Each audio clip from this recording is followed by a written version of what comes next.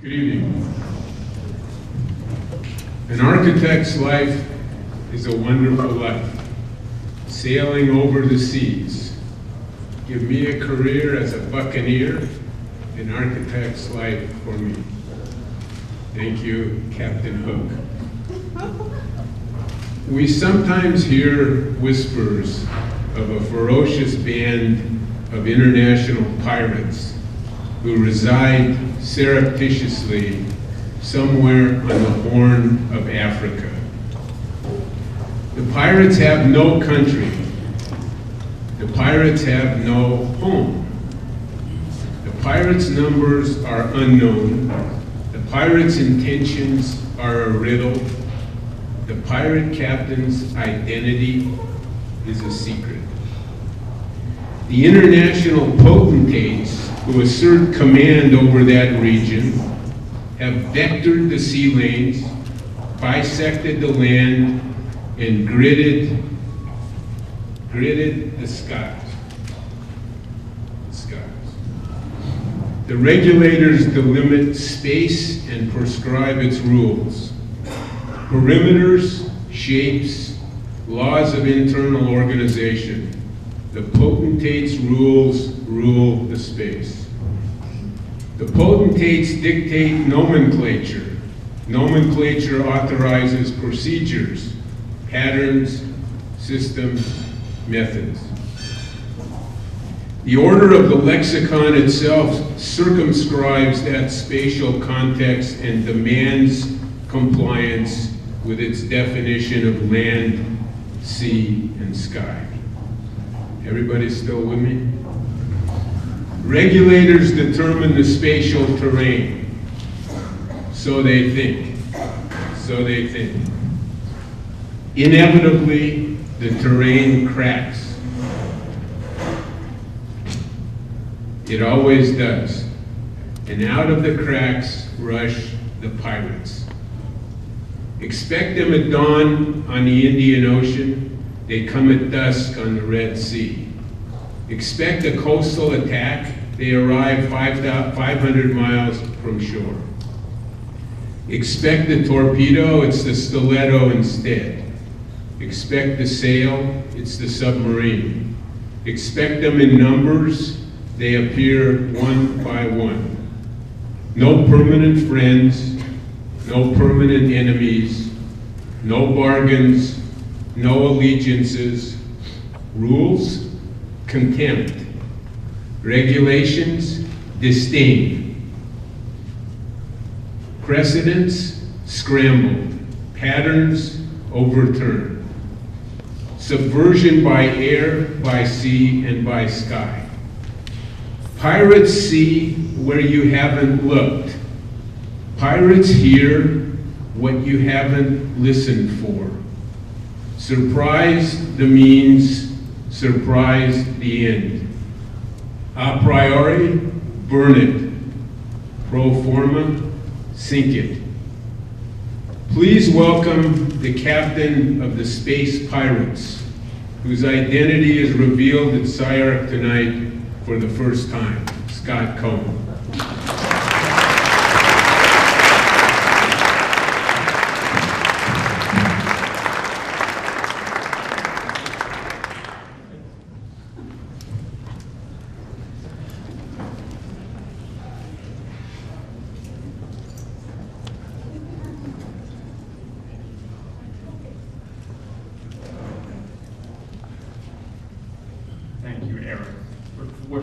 Everything I thought I would talk about. I'm really not the kind who throws everything aside that way. You must have many others who do it far more rapidly than I do. But still, there is a struggle underway.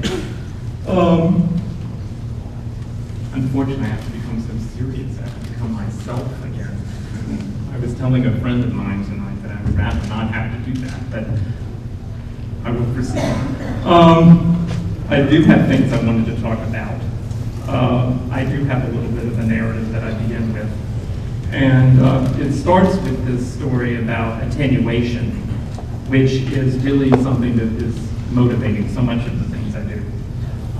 This idea that comes out of a long tradition, out of an idea called anamorphism that most of you know so much about.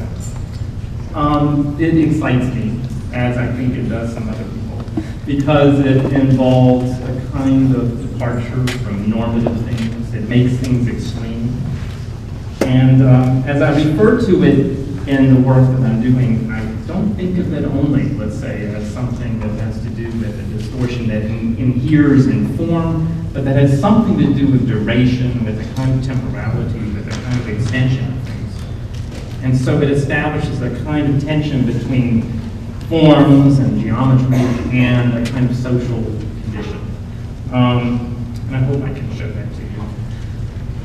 Basically, trying to break it down into a few parts, looking at the projects in these ways, in these four ways, beginning with this idea of anamorphosis that produces a threshold condition, a very attenuated threshold, and then talking about some other projects where the site is motivating that, later where the plan becomes the most important, and finally, a kind of footnote, which really was the title, but really most important, I think, of footnotes, having to do with how this develops in tectonics.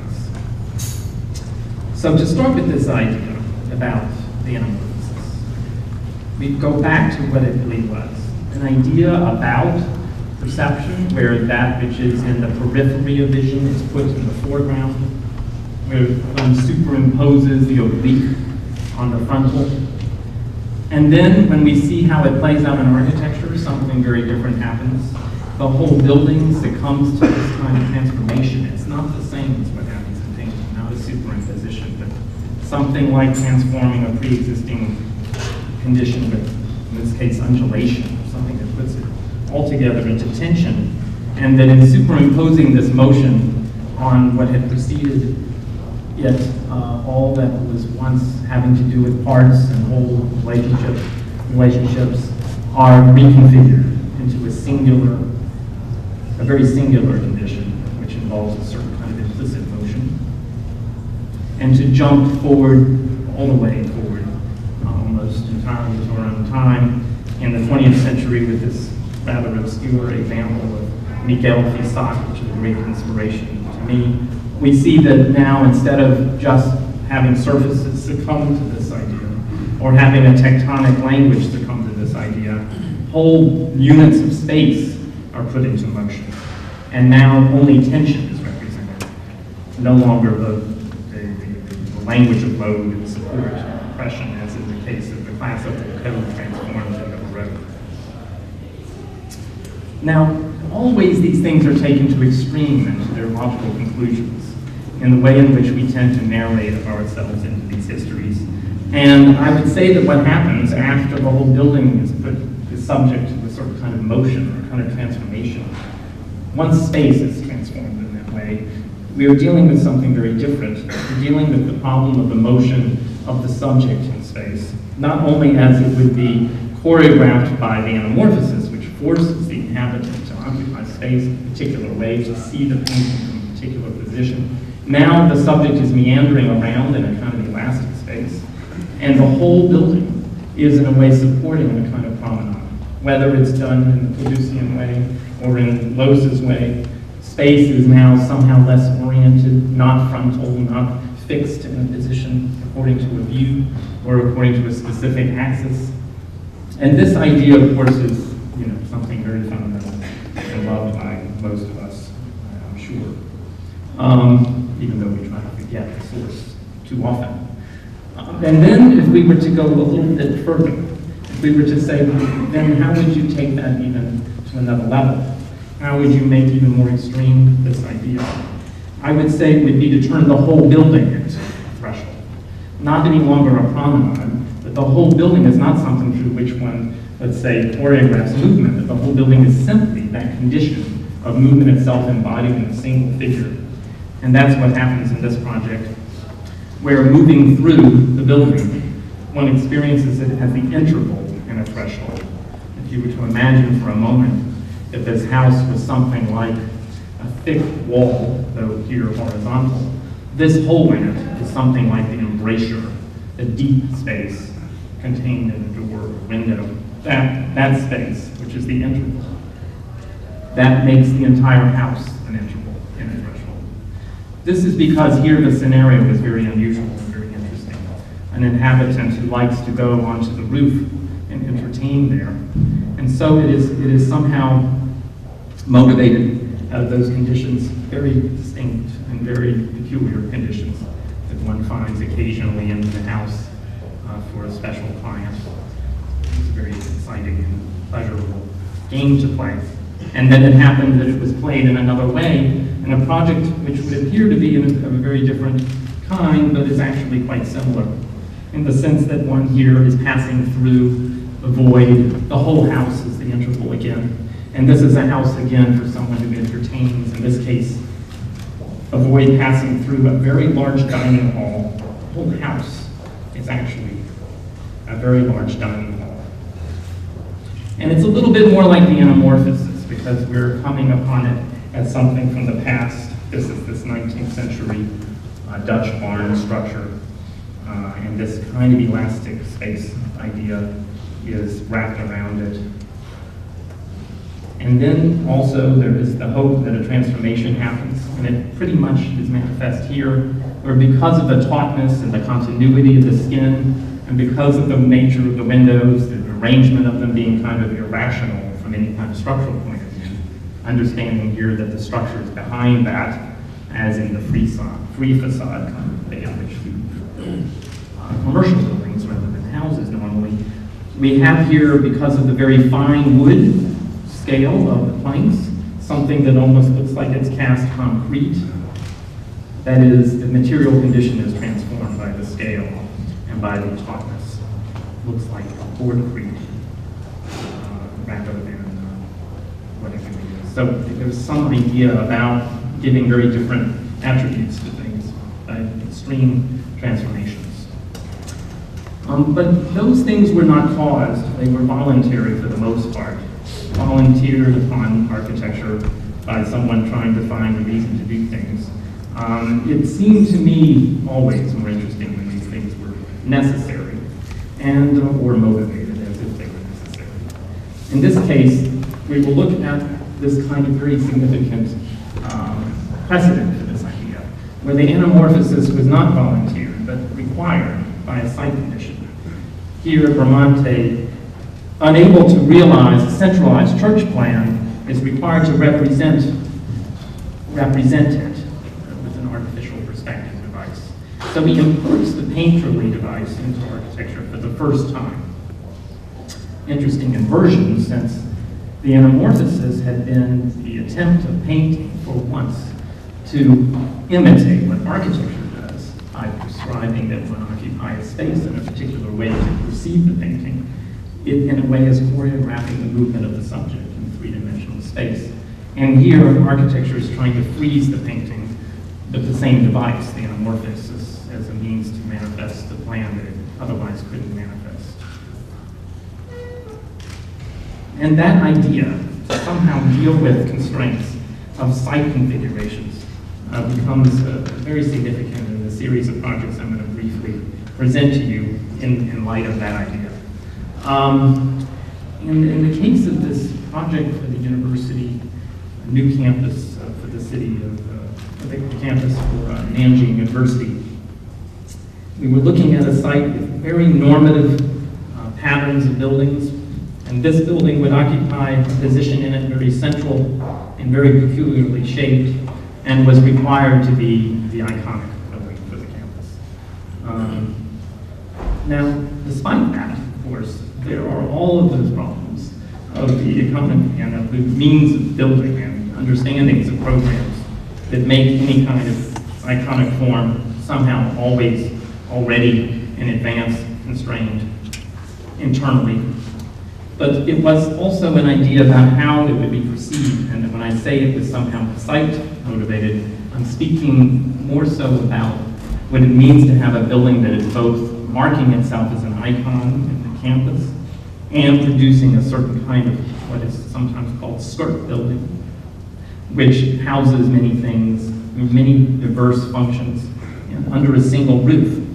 And somehow that idea for this building, which was a student performing arts center, with such a diverse number and type and many types of programs, it made sense that it be that kind of skirt that under which so many different functions could be held. Now, what was most interesting for me was to try to gather up all of the diversity into a single form. A single form, and despite the fact that it would be, let's say, coming apart at the seams, as it contains so many disagreeable elements within it, would somehow, in the same moment, be able to confront the site in a sensible way and relate very much to that idea I spoke to when I said that it had to be an icon in more than one way. And so it was developed according to a single spline, all of you know them, which then would be guided relative to other splines and between which things were surfaces were spanned. All of that then was regulated and transformed into something much more conventional, finally, which directed the whole surface into a kind of tiling. A tiling which is a herringbone pattern, which is very precise in particular points, despite the resistance to such precision that one finds in a place like this. It became possible because tile laying there is something well mastered in terms of craft. The building, despite the vastness of the surface covering it, a building of about 170,000 square feet, manages somehow to be wrapped by this surface in a continuous way, with some adaptations at particular points, some cheating, and happily, through the control of only a few very particular points of emphasis, like this one at the center of the image in the tower, or these moments when that tiling must meet the tower. A few points, very highly controlled, are able to manifest the continuities that were implied in the initial impulse of the spline. And then on the inside, a kind of sweeping and continuous promenade that rises through the building as if it's a kind of hill wrapping around the tower. And finally, extracting the fire stair, one of two, of course, out of the tower, making it possible that it be unusually narrow, attenuated again, the tower that is, narrow enough to provide for cross ventilation, a lot of strategies that involve energy. But in this case, energy always is handled for purely economic ends. There are no claims to the sustainable made. It's very efficient when one proceeds to work those sorts of problems. One realizes there's no moral claim in China to dealing with it. But parts of the building go dark while others are still in use, and the building is zoned and it has a kind of microclimates in it. Very low tech, but interesting in the way in which they parcel out this kind of uniform, monolithic form. Parcel it on the inside. In the site, it draws out from the surface of the context that field of tile and literally pulls them up onto itself, isolating the tower. And it is one of those buildings which, when seen from different sides, is unexpectedly altering one's initial impression of what it was doing. It has a strange way of rising out from the ground in order to contain levels that are ascending progressively inside of this skirt building. And the hyperbolic paraboloidal geometry, which has become an obsession, for good or for bad, is here worked out in folded plates, which rationalize it, economize it, manifesting the curve as a kind of, let's call it a kind of aggregate sum of so many smaller parts, making it possible to build it. And then there's a project like this one, where again, the site as a limiting condition is motivating my thinking. This is an interesting case for a very small structure proportionate to its context. This piece here, trapped, caught between a very large tower, a paid free, and a very poor little unattractive hotel near ground zero. And there are a series of spaces for which there have been difficulties in solving the problem of public passage. This would be one of those, which the city has required that certain institutions give back to the city. And in this case, the idea is to produce a kind of luminous covering for what would otherwise be a leftover, very dark passage between these two buildings. And it is simply a single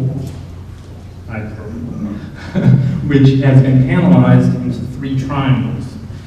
This would seem a really simple operation, except that there's a very eccentric way in which these panels have to be hung from the tower, suspended from the tower, and that their structure be perpendicular to the structure within that tower.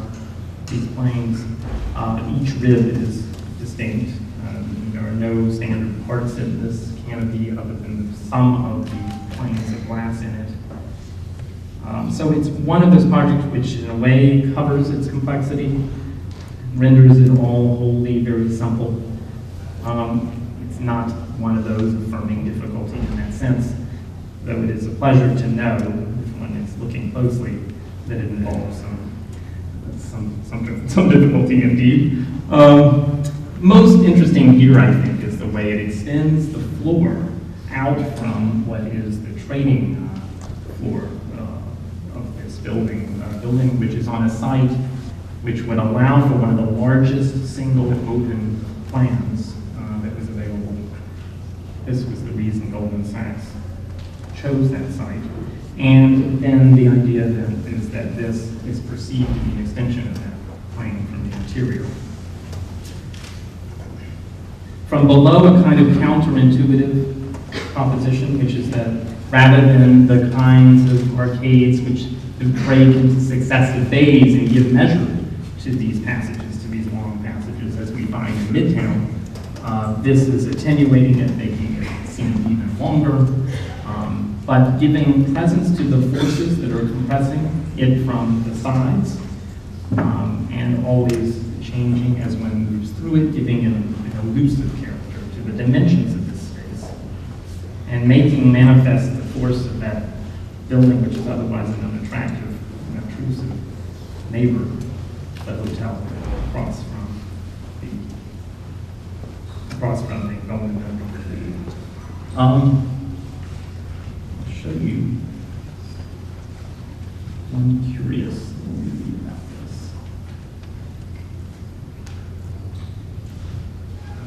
Here we can see how it actually is part of a kind of tradition of projection, which has been a long interest.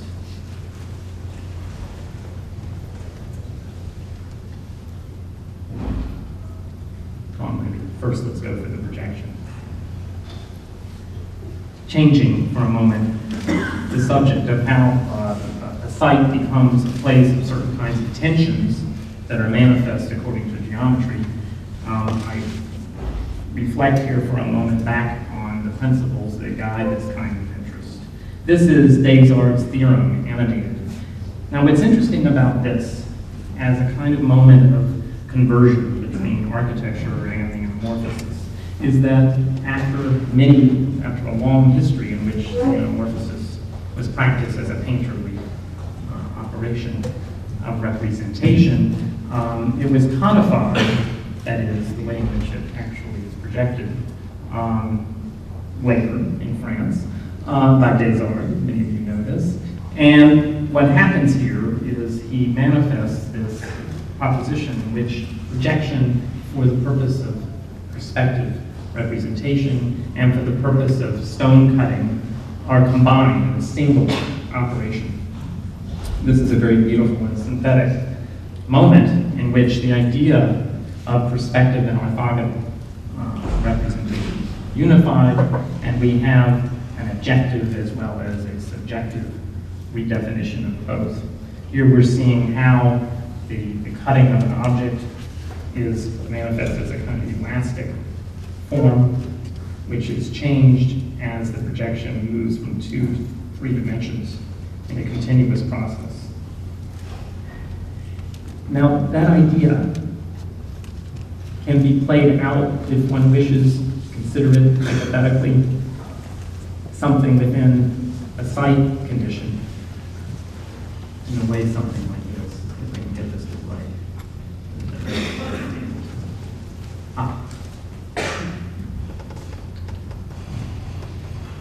There you go. Great.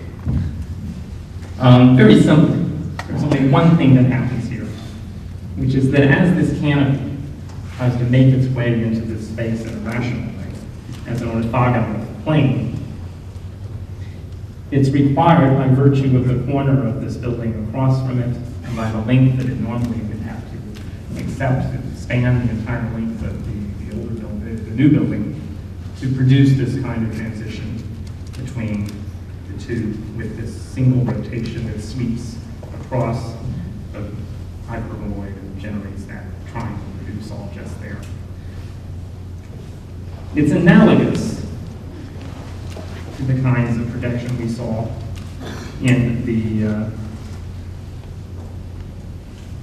in Descartes, but it inscribes those lines within the tectonics of the site, suggesting that the site is a kind of set of forces acting on those lines.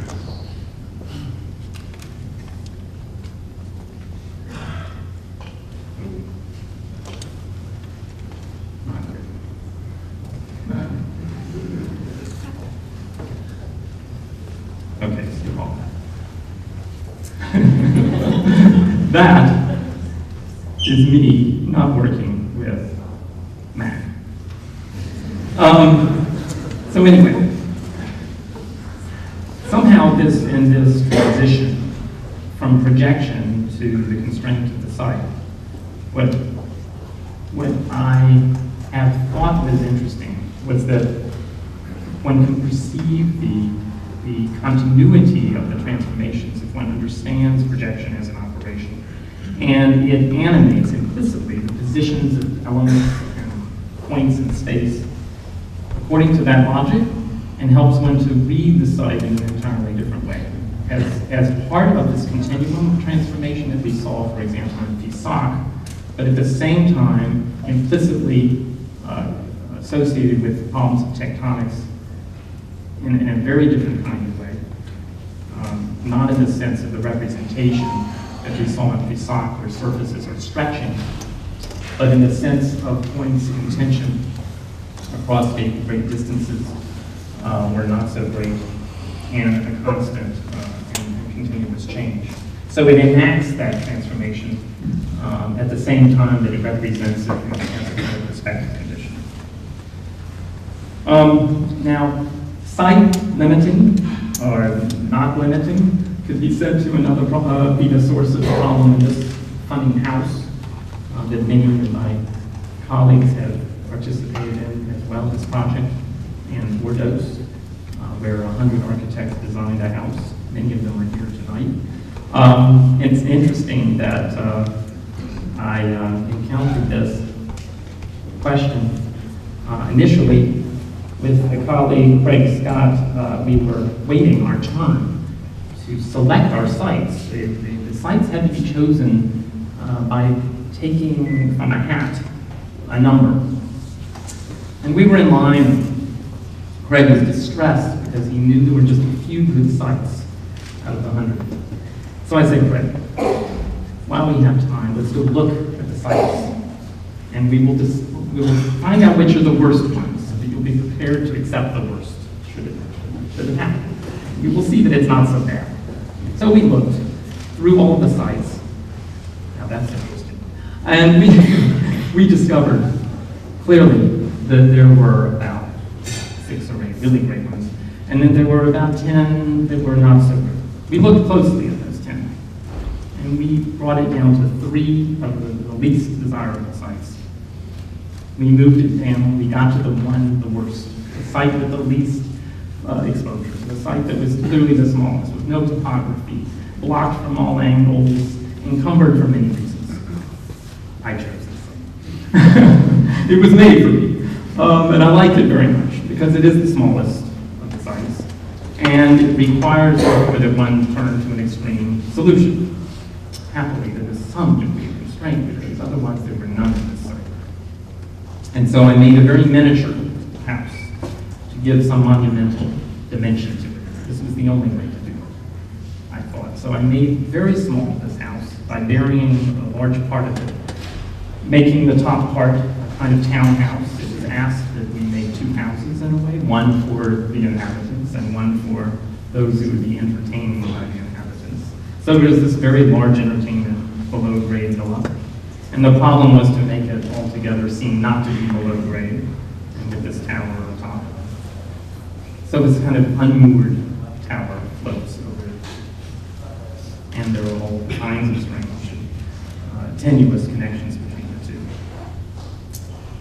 And then a site also unconstrained, but demands a very different kind of understanding of the connection between the buildings and its context. Here, a park.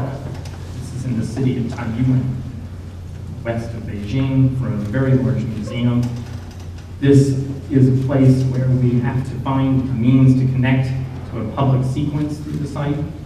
And so the whole building in a way constructs this promenade, and one wanders through it without entering it, or one passes through it. But in either case, these two are entangled one with the other. It's internal and external promenade. And the whole building is a kind of thickening of those two promenades. The interesting question here was how to attract people to this condition of stasis, which is disconnected from that context. And we will talk more about the plan and how that operates in a minute.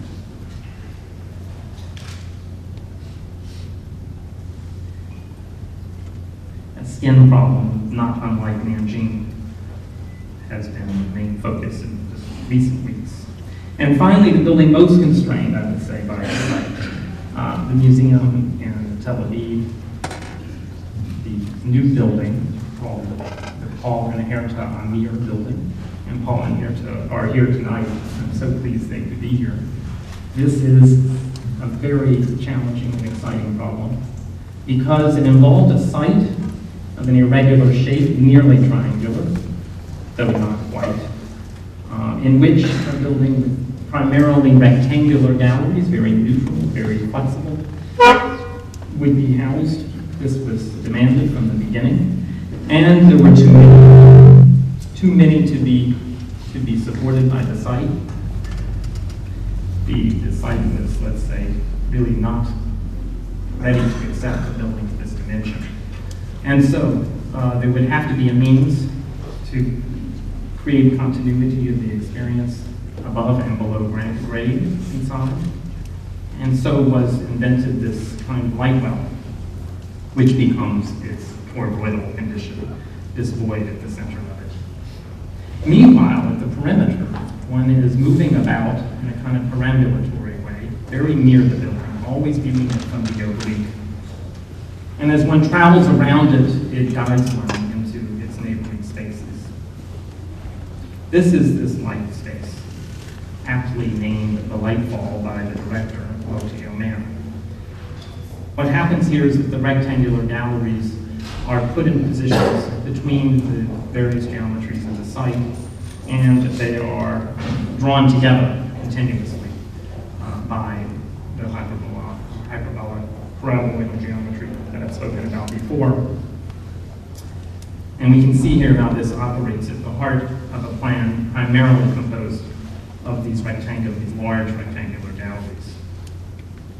The outside skin, then, relative to that, is a kind of parallel to it. If you look at the top image, it is a kind of analogy to the light well, but at a much larger scale. If you were to imagine, for example, that the middle is turning with some degree of rapidity, with some velocity, the outside is turning at a much slower rate. It's a much heavier wheel to turn.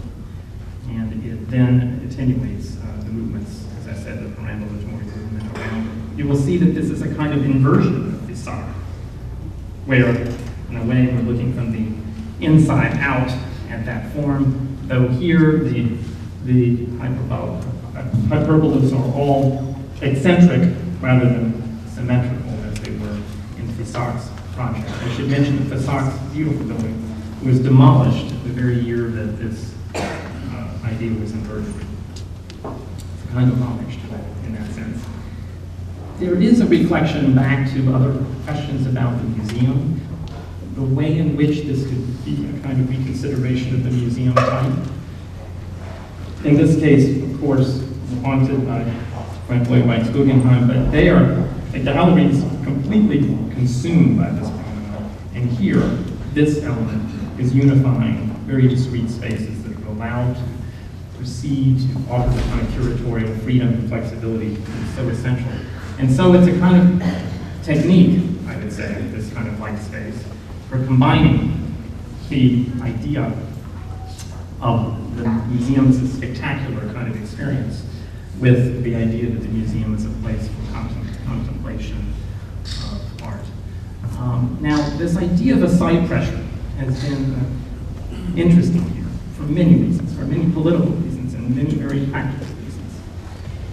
It is quite attractive to think about walking around the building here, but unfortunate that in the single occasion that we could have had an experience of the building seen from the piazza, we are faced with the very real and difficult condition of something impeding the building, which is a very unattractive structure in the plaza.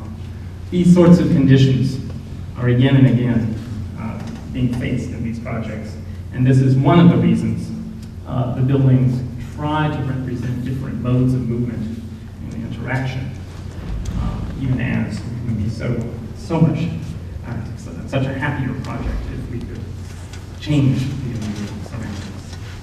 And now to turn to this question about the plan.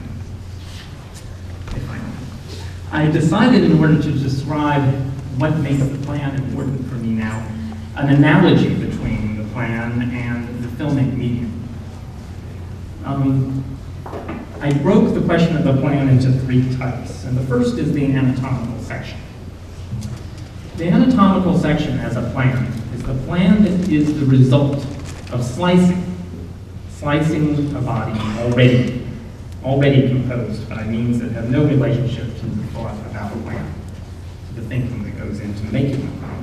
And in each and every one of these cuts, we're looking at an arbitrary single moment in an object, single slice.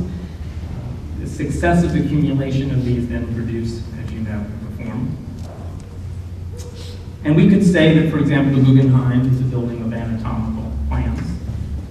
Buildings like your Oklahoma Port Terminal are clearly anatomical plans of buildings. The idea then that the cut reveals the structure of the building, but that could not in any way be said to narrate it. Now, this is a very rare condition of architecture, despite the popularity of it, despite the proliferation of projects in which the anatomical plan is the only means to describe it in plan at all. Most of the schools today, for example. I would say that so few buildings have this kind of plan. And it is quite interesting to note, though, that those that do, in a certain sense, are most like the conventional narrative of film, the conventional technique of filmmaking, which is that successive frames, each of no particular importance greater than another, none of which are the primary origin points or have no particular significance in the film. All of those successive shots, standing alone, really are rather arbitrary. It's only in the way in which they are concealed as part of a continuous narrative that they build something. I would say that that idea of drawing an analogy between architecture and film represents for us that when architecture is at its most radical, that is, when it is like this, and when it requires the anatomical slice type of plan, it is the most like conventional narrative. is the least like montage, for example, in film. I like that. I like the idea that we have to come to terms with the fact that just at the moment when we believe ourselves to be to have reached a very radical point of departure, we converge on something so obvious and so limited and literal as conventional narrative in film. And then we could make the analogy with other types of film. This one is very useful. Sleep, the film of the world, in which, for a very long time, we are asked to witness a single person sleeping. There is no narrative. And I would say that this moment, when film imitates the still shot, when action is completely replaced with inaction, we are in a condition very much like architecture, more like what most of architecture is. We are in the world in which extrusion is the means, and the plans are basically one and the same successively, very little difference one to the next, no particular consequence. All of those buildings, particularly skyscrapers, of course, are part of this notion of sleep. But the model that's of most interest is this one, for me. Logitech, film made it the same year as Sleep. For those of you who know it, it's a series of successive long shots, as it were, inactive shots that are strung together in a kind of continuous narrative in which we could understand there to be certain kinds of cuts or certain kinds of jumps, certain kinds of breaks of the narrative. This could be a series of narratives put together, or there could simply be time lapses. There are a whole very many complex reasons in which these shots are tied together. This is something very difficult to get to a deep understanding of without going into it at length. But I think you understand that here what we're looking at is something like Sleep, but now broken into many parts, a multitude of states of sleeping. A fascinating composite. And the building that represents this idea, I think, most clearly is this one by Cohen from '89, where instead of having the extrusion manifest always a continuous experience of space, we have a stacking of individual and very differently organized types of buildings, in a way, in a single envelope. So we have here a plan that's bifurcated into two parts, laterally. And then we have this open plan, completely void. Then we have this room divided in half with others above. Later, a different kind of bifurcation. We get into circular space, peristyle hall. All of these successively piled one on top of the other. It's a very interesting idea, and motivated by the virtue of the way in which the building is structured. Now, what I'm going to try to do is put these buildings in the context of this idea of thinking about the plan in these ways and put them into these categories, even if it's somewhat to force them. And I would say that Nanjing